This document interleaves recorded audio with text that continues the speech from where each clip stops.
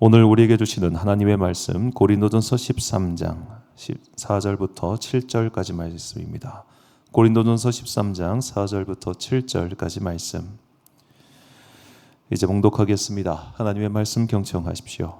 사랑은 오래 참고 사랑은 온유하며 시기하지 아니하며 사랑은 자랑하지 아니하며 교만하지 아니하며 무례히 행하지 아니하며 자기의 유익을 구하지 아니하며 성내지 아니하며 악한 것을 생각하지 아니하며 불의를 기뻐하지 아니하며 진리와 함께 기뻐하고 모든 것을 참으며 모든 것을 믿으며 모든 것을 바라며 모든 것을 견디느니라. 아멘. 한국교회 옛 이야기 7번째 시간, 오늘은 광주에 대해서 우리가 함께 살펴보고자 합니다. 저희 전라남도 선교는 지난번 목포 때 말씀드렸지만 오늘날 광주광역시부터 시작한 게 아니라 목포에서부터 시작했습니다. 왜냐하면 이 광주라고 하는 도시는 조선 중기 전까지만 해도 전남의 가장 핵심 도시는 나주였기 때문입니다. 그래서 나주가 오히려 더 핵심 도시였는데 이제 목포가 개항하고 나서 광주가 성장하기 시작합니다. 물론 그전에도 좀 성장을 했지만 그런데 그러니까 목포랑 광주가 차이가 뭐였냐면 목포에는 일본인 인구가 많이 늘고 있었고 개항을 해서 광주는 조선 사람 인구가 늘어나고 있었다는 겁니다. 그리고 그 당시 광주 인근에 이미 6개의 조선인들로 구성된 그런 교회 공동체가 만들어지고 있었습니다. 그렇기 때문에 미국 남장로의 선교사들은 이제 광주를 주목하고 우리가 목포 선교 스테이션을 이제 다 세웠으니까 이제는 광주 선교 스테이션을 세워야겠다라고 결의를 하기 시작합니다. 자, 그래서 1904년도 2월에 광주 스테이션 개설 논의를 시작했고 그해 말에 유진벨 선교사가 광주 전도 활동을 시작합니다. 그러니까 전라남도 선교 역사에서 유진벨 선교사는 뗄래야 뗄 수 없는 그런 사람입니다. 그래서 이제 94년도 12월 25일 유진벨 선교사의 광주 사택에서 성탄절 예배를 시작합니다. 그 성탄절 예배를 드릴 때부터 이미 광주 인근에 있었던 기독교인들이 몰려들어서 거기서 계속해서 전도 활동이 시작했고 1905년도 이듬해 광주 지역의 기독교 인구가 폭발적으로 증가하기 시작합니다. 자, 유진벨 선교사의 선교 방법 그리고 더 나아가서 미국 장로교회 선교사들의 선교 방법은 굉장히 간단했습니다. 바로 팀 사역입니다. 혼자서 일하지 않고 반드시 팀을 이뤄서 사역을 했는데 그들의 선교는 교회와 병원과 학교를 함께 진행하는 방식이었습니다. 교회, 병원, 학교가 처음에 한 건물로 시작했다 분화되기도 하고 그런 식으로 계속해서 일을 벌였던 것이죠.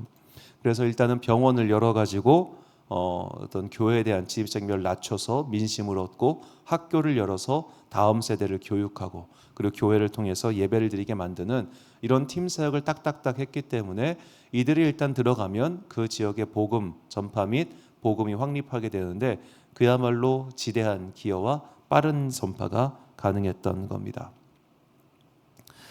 이런 것들을 참 우리도 지금 할 수 있으면 좋을 텐데 현실적인 좀 어려움들이 많죠. 자, 그렇게 1905년부터 시작된 이 광주 선교 스테이션 그리고 이제 광주에는 여러 기독교 유산들이 지금까지 전해지고 있는데 하나가 광주 기독병원이고 또 하나가 광주 수피아 학교입니다. 이 광주 수피아 학교 같은 경우는 호남 기독법인 학원법인에 속해 있는 학교입니다. 그래서 1905년도에 광주 기독병원이 세워졌고 1908년도 유진벨 선교사에 의해서 광주 수피아 여학교가 시작됐습니다. 이 수피아라고 하는 이름은 미국의 스턴스 여사가 기부한 그 스피어 홀 여기서 이름이 유래됐다고 합니다. 이것도 조금 배울 만한 것 같아요. 우리 같은 경우는 특정 분들이 이제 거액을 기부하더라도 그분의 이름을 딴 무언가를 잘 짓는 걸 되게 꺼려하는 게 좀 있는데 이렇게 이제 특정 기부를 하신 분들의 이름을 해서 건물을 세우고 병원을 세우고 하다 보니까 결과적으로 또 많은 분들이 또 기부를 하게 된 것은 아닌가 그런 생각도 해봅니다. 자, 이렇게 해서 광주 기독병원이 시작했습니다. 이제 그래서 광주 재중원이라고 하는데 맨 처음에는 한옥 건물에서 시작하다가 이렇게 또 양옥을 지었고 오늘 이게 아마 2000년대 초반까지 이런 모습으로 광주 기독병원이 있다가 최근에는 또 이렇게 아주 또 신축으로 계속해서 짓고 확장하고 있는 것 같습니다. 자, 광주 기독병원, 광주 재중원이라고 옛날에 불렀다고 합니다. 자, 이 광주 기독병원이 이렇게 잘 자라고 있고요. 이제 수피아 요고입니다. 이게 스피어 홀이라고 하는 그 학교 안에 있는 이제 옛날 사택이라고 해야 될까요? 자, 이렇게 홀이 있고요. 그리고 이제 수피아 여학교가 있습니다. 자, 이 수피아 여학교 같은 경우는 이제 일단은 독립운동으로 굉장히 유명하고 또 신사참배 때 폐교를 당했다가 그렇게 했던 아주 뭐 민족 독립운동의 상실이다 그렇게 얘기할 정도입니다. 자, 이렇게 지금까지 남아있는 또 기독교 유산에 대해서 살펴봤고요. 또 유적지에 대해서 말씀을 드리려고 합니다. 자, 재미있게도 이 광주의 기독교 유적지는 거의 한 동네에 몰려 있는 것 같아요.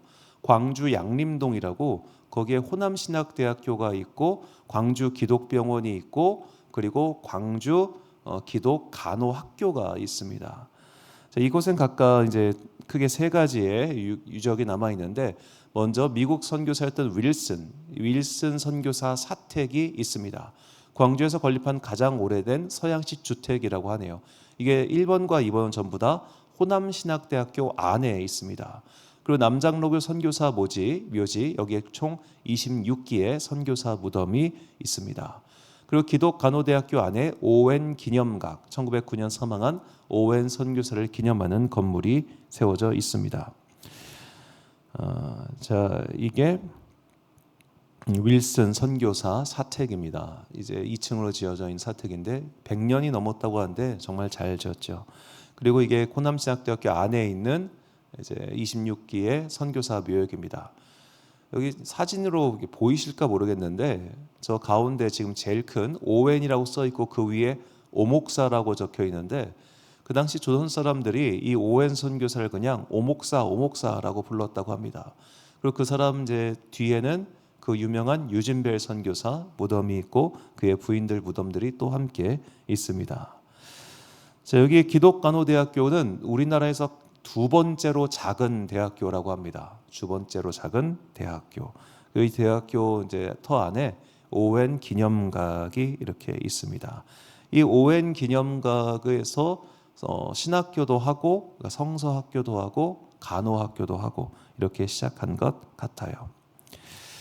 자, 이 오웬 신학교 내부가 이렇게 꽤 상당히 또 뭐 계속 정비를 했을 테니까 이렇게 있습니다. 이게 광주 양일동 그 지도인데 이쪽에 안 보이시겠구나. 여기 오웬 기념각이 있고 호남신학대학교가 있고 광주 기독병원들이 있습니다. 그러니까 광주에서 혹시는 선교사 유적이나 이런 거 탐방하실 분들은 양일동 가셔서 그냥 도보로 쭉 걸으시면 이쪽에 다 있으니까 이 제중로라고 하더라고요. 이쪽에 다 있으니까 여기서 보시면 되겠습니다. 자, 이 광주에서 또 순교하신 이 선교사님들, 뭐 유진벨 선교사님도 있지만 일단은 우리는 두 명에 대해서 살펴보고자 하는데 첫 번째로 오웬 선교사입니다. 오원, 어떤 분은 오원이라고도 읽고 또 오기원이라고도 읽기도 하는데 일단은 제가 가진 책에서는 오웬이라고 이렇게 번역을 합니다. 자, 이 오웬 선교사는 1867년 미국 버지니아 출생인데 이 4살 때 조실부모해서 조부모, 그러니까 할아버지의 손에서 자랐습니다. 그리고 이제 바로 버지니아 대학교에서 의학 석사를 취득한 이듬해의 의로 선교사로 임명해서 그 이듬해에 또 조선 땅에 도착을 합니다. 자, 이 말인즉슨 이분은 처음에 의학 석사를 취득할 때부터 나는 의료 선교사가 되겠다라고 다짐을 했다는 거죠. 그의 나이가 아직 20살이 되기 전의 일입니다. 자, 그렇게 해서 조선에 들어왔고 목포 진료소 활동을 시작을 합니다. 그리고 의료와 선교 활동 병행했고 한국 조선 땅에서 결혼을 했고 딸 셋을 낳았습니다. 그런데 이분이 광주 선교지부 개설 후에 의료와 선교 활동을 병행하시다가 전남 장흥 쪽 이렇게 그쪽으로 멀리 전도 활동 나가셨는데 거기서 갑자기 고열 증상이 발생했고 광주에 도착했지만 결국 소천하시고 말았는데 이때 그분의 나이가 고작 42살이었습니다. 이 오웬 선교사의 활동에 대해서는 사실 많은 기록이 없습니다. 왜냐하면 다른 목분들은 오래 활동하기도 했지만 이게 결국에는 교회를 세워야 기록이 오래 남아요. 설교가 남지 않습니까? 그런데 이분은 의료 활동을 하시고 전도 활동을 하셨어요. 그러니까 행적은 명확한데 그분의 어떤 기록이나 그런 것들이 많지가 않은 글로 남겨져 있는 게 그런 이유가 있습니다. 자, 문득 이 오웬 선교사를 생각하면서 이런 생각이 들었습니다. 아니 왜 그 광주에서 장흥, 완도 이런 데까지 굳이 전도 활동을 다녔을까? 이분은 의사잖아요. 의사로서 병원에서 환자를 돌보는 걸로 선교사역 할 수 있잖아요.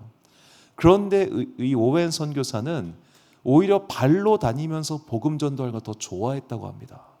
병원에 앉아가지고 환자를 돌보는 것보다 밖에 나가서 복음을 전하는 걸 더 좋아했던 선교사가 오웬 선교사예요. 자, 이해가 되지 않습니다.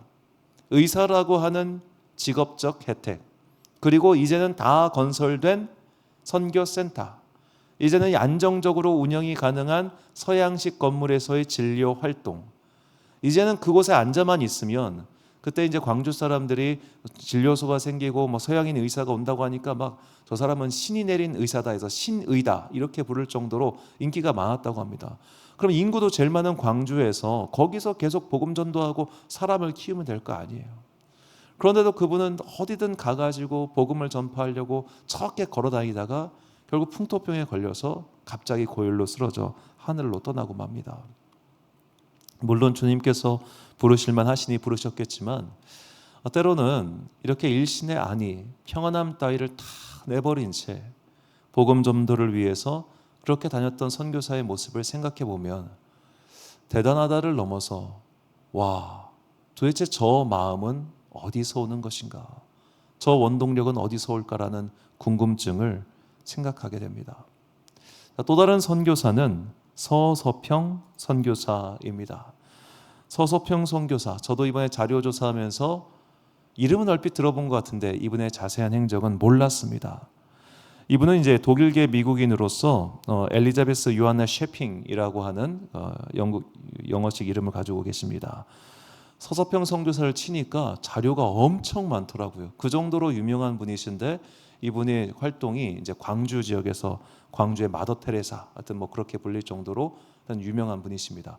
마더 테레사보다 연상이시죠, 사실 이분이. 자, 이분이 이제 1912년도 2월에 조선에 도착합니다. 그리고 서울 세브란스에서 근무하다가 광주 기독병원으로 근무지를 옮기게 됩니다. 광주 재중원이라고 하죠. 이제 거기에서 이제 사람이 필요하니까 불러서 간 것 같아요. 그리고 이분이 2일 성경학교라는 것을 시작을 합니다. 이것은 이제 플로리다 딜랜스의 로이스 니일이라는 그 여성분이 기부한 걸 따가지고 이제 한자식으로 바꿔서 2일 성경학교. 여기서 이제 여성들을 위한 성경을 가르치고 공부를 가르치는 여성 전문 학교였던 거예요. 그러면서 이분이 이제 결혼을 안 하셨는데 수양딸 13명 그리고 나환자 1명 이렇게 아들을 입양해 가지고 총 14명의 자녀를 키우면서 이 2일 선교 활동을 하고 또 기독병원 근무를 하고 가르치고 이랬다는 겁니다. 이분이 원래 건강이 안 좋았다고 합니다. 그래서 항상 그 수양딸부터 제자들까지 이분이 과연 50을 넘길 수 있을까 이런 거를 걱정할 정도였대요. 그리고 결국 이제 1934년도에 사망하셔서 광주 선교사 묘지에 묻히셨습니다. 이분의 별명이 광주의 전설입니다. 광주의 전설. 그 정도로 대단한 사랑의 업적을 남기셨다고 합니다. 또 알아보니까 이 2일 성경학교 이게 1961년도에 전주 한예정 성서신학원과와 합병해가지고 전주 한일 여자신학교가 되었고 1984년도에 전주 한일신학교, 95년도 한일신학대학교, 98년도 한일장신대학교로 됐다고 합니다. 그러니까 이 셰핑이라는 선교사가 세웠던 2일 성경학교가 이 한일장신대학교의 근간 중 하나였다라고 말해도 이상하지 않겠죠. 이렇게 셰핑 선교사 이제 이게 1회 졸업생 사진이라고 합니다. 3명 세우고 이렇게 하신 거예요. 보통학과가 있었고 성서학과가 2개의 과가 있었다고 합니다. 자, 이렇게 수양딸 한두 명도 아니고 13명의 수양딸을 두고 한 명의 나환자 아들을 두고 그리고 그 외에도 남편을 잃고 혼자 사는 여인들을 30명 가까이를 데리고 살았다고 합니다. 거대한 고아원, 타가소였겠죠.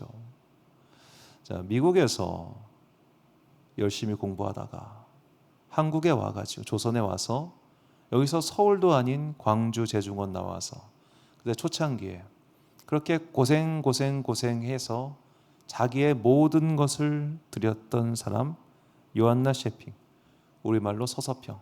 서평은 서서히 평안하게 라는 뜻이라고 합니다. 그녀의 바람이었죠. 나는 서서히 평안하게 좀 살고 싶은 마음. 아팠다고 합니다. 몸이 많이 안 좋아서. 자, 그런 사람이라면 그냥 고국으로 돌아가서 고국에서 평안하게 살면 좋았을 텐데 그녀는 어떤 이유에서인지 이곳에 왔고 이곳에서 모든 것을 자신의 인생을 갈아 넣어서 사람을 사랑하고 사람을 세웠습니다. 저는 이렇게 계속해서 7번째 시간으로 우리가 기독교 유적과 또 선교사들의 이야기를 듣고 있잖아요. 듣고 있다 보면 나는 예수 믿는 게 아니구나라는 생각을 계속합니다. 어떻게 예수를 믿으면 이렇게 살 수 있을까라는 생각을 안 할래야 안 할 수가 없습니다.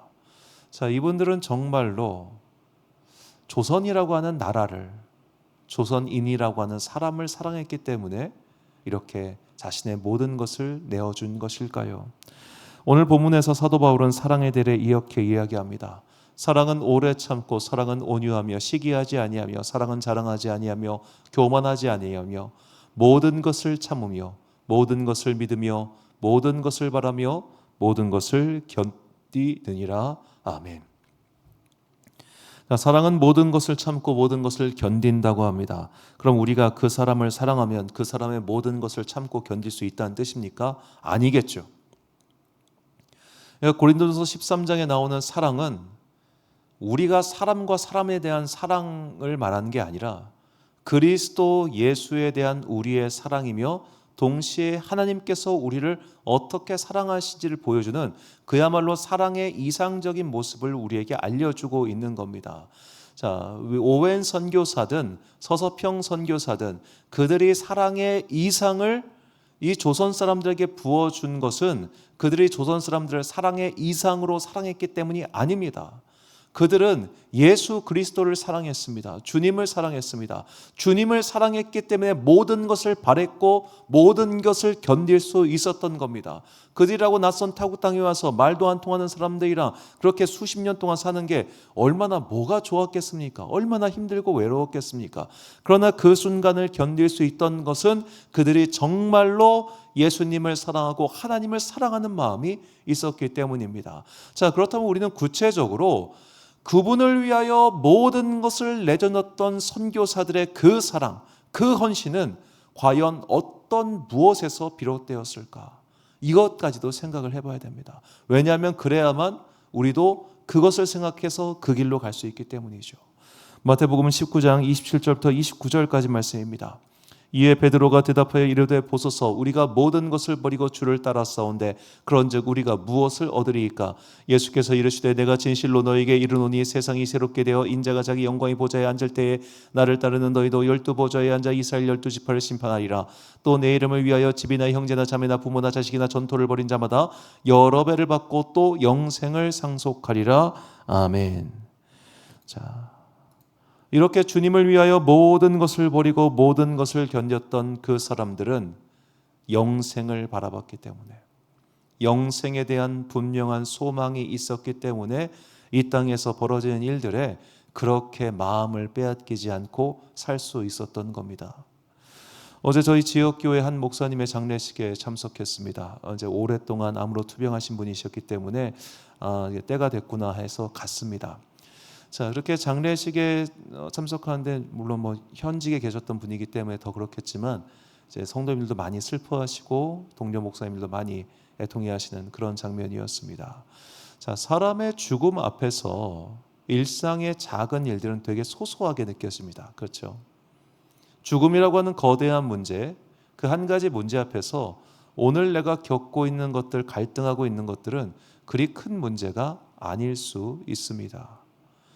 자, 죽음 이후의 영생을 믿고 바라고 강력하게 원했기 때문에 오웬 선교사든 서서평 선교사든 이 땅에 와서 고생하는 것, 이 땅에 와서 누군가를 참는 것, 이 땅에 와서 인내하고 하는 모든 것들이 그렇게 어렵게 느껴지지 않았을 겁니다. 왜냐? 죽음 이후의 영생을 그들은 분명히 믿었기 때문이죠. 자, 죽음 이후의 영생에 대한 분명한 믿음, 즉 천국에 대한 믿음이 있을 때 우리는 이 땅을 살면서 내가 얻은 사회적 지위든 내가 얻은 재산이든 혹은 내가 현재 만나고 있는 이런 문제에 대해서 그렇게 크게 여기지 않을 수 있게 됩니다. 사도 바울이 그런 사람이었습니다. 빌립보서 3장 7절과 8절과 12절 말씀 보니까 그러나 무엇이든지 내게 유익하던 것을 내가 그리스도를 위하여 다 해로 여길 뿐더러 또한 모든 것을 해로 여김은 내 주 그리스도 예수를 아는 지식이 가장 고상하기 때문이라. 내가 그를 위하여 모든 것을 잃어버리고 배설물로 여김은 그리스도를 얻고 내가 이미 얻었다 함도 아니요 온전히 이루었다 함도 아니라 오직 내가 그리스도 예수께 잡힌 바 된 그것을 잡으려고 달려가노라. 아멘. 내게 유익하던 모든 것을 해로 여겼다. 나는 그것을 향하여 달려간다. 바울에게는 천국을 향한 분명한 소명과 목표가 있었기 때문에 이 땅의 기타 등등의 일들에 대해서 그렇게 개의치 않았습니다. 바로 이 천국에 대한 분명한 소망이 우리 가운데 필요합니다. 그것을 바라고 원하고 그 마음이 있을 때 우리는 진짜 부활 신앙을 가지고 이 땅을 살 수 있습니다. 부활 신앙을 가지고 이 땅을 살지 못하는 사람들은 마지막에 죽음이 다가왔을 때 죽음 앞에서 엄청 두려워하게 됩니다. 무지하게 두려워하게 됩니다. 걱정하게 됩니다. 그러나 부활 신앙이 있는 사람은 내 육신을 하나의 도구로 여기게 될 겁니다. 이거 다 쓰고 가면 되는 겁니다. 이 모든 것을 다 쓰고 가는 것, 이 감 이후에 영생이 우리를 기다리고 있다는 분명한 부활의 소망, 천국에 대한 믿음, 예수님에 대한 그 갈망, 우리가 과연 이것이 있는가 돌아봐야 됩니다. 그것이 있는 사람들은 모든 것을 바라고 견디고 참았습니다. 그러나 그런 것이 없는 사람들은 매사 불평하고 매사 원망하고 매사 싸우게 될 것입니다. 오늘 나는 부활 신앙이 있습니까? 오늘 나는 천국을 진심으로 사모하고 있습니까? 내가 이 땅을 떠나고 주님 앞에 서는 그날 누구를 만나고 싶으십니까? 나에겐 어떤 이야기를 기대하고 있습니까? 천국을 향한 분명한 소망과 믿음을 가지고 있을 때 우리는 그 목표를 향하여 끊임없이 달려갔던 바울이 말하는 표대를 향하여 달려가는 그 믿음의 걸음을 행할 수 있게 될 것입니다. 결단의 말씀 빌립보서 3장 11절과 14절 말씀 우리가 참 목소리로 봉독하겠습니다. 시작. 어떻게 해서든지 죽은 자 가운데서 부활에 이르려 하노니 표대를 향하여 그리스도 예수 안에서 하나님이 위에서 부르신 부름의 상을 위하여 달려가노라. 아멘. 저 위에서라고 하는 부사는 위로라고도 번역할 수 있습니다. 하나님께서 우리를 위로 부르셨습니다. 너 천국에 와라고 우리를 부르셨습니다. 그 부름에 대해서 감사함으로 달려갈 수 있는 사람, 오늘 내가 이 땅을 떠나도 조금도 아쉽지 않아. 그것은 무서운 것도 아니고 괴로운 것도 아니며 오히려 행복하고 가장 내가 원하던 거야 라는 그 분명한 믿음에 있는 사람, 우리가 그런 삶을 꼭 살아야겠습니다. 또 그런 삶을 살기 위해서는 더욱더 분명한 믿음이 필요합니다. 사랑하는 지혜빛 광성교회 성도 여러분, 그리고 이 수요일 함께 예배드리고 계신 귀한 주님의 자녀 여러분, 나에게는 천국의 소망과 부활에 대한 갈망이 있습니까? 예수님을 보고 싶다는 열망이 내 안에 있습니까? 성경에 나온 수많은 사람들의 이야기를 그들에게 직접 듣고 싶어하는 마음의 열정이 있습니까? 내가 정말로 천국을 사모하고 예수님을 그리워하며 천국에서의 영생의 보상을 누리고자 하는 마음이 있다면 우리는 이 땅을 살아갈 때 발걸음이 조금 가벼워질 것입니다. 너무 많은 것들에 집착하다가 자신을 잃어버리는 일도 없게 될 것입니다. 그러므로 천국에 대한 믿음을 분명히 새기고 그 주님의 다시 오신 날을 소망 가운데 기다리며 그 믿음의 영생의 축복을 바라는 그런 여러분과 제가 되시기를 주의 이름으로 축원합니다. 기도하겠습니다. 사랑과 은혜가 풍성하신 아버지 하나님, 오웬 선교사, 서서평 선교사, 이런 분들은 모두 주님의 나라를 끝까지 신뢰하고 부활을 갈망하며 천국을 소망하였기 때문에 흔들리지 않았고 자신을 내어줄 수 있었습니다. 우리에게도 그런 믿음이 필요합니다.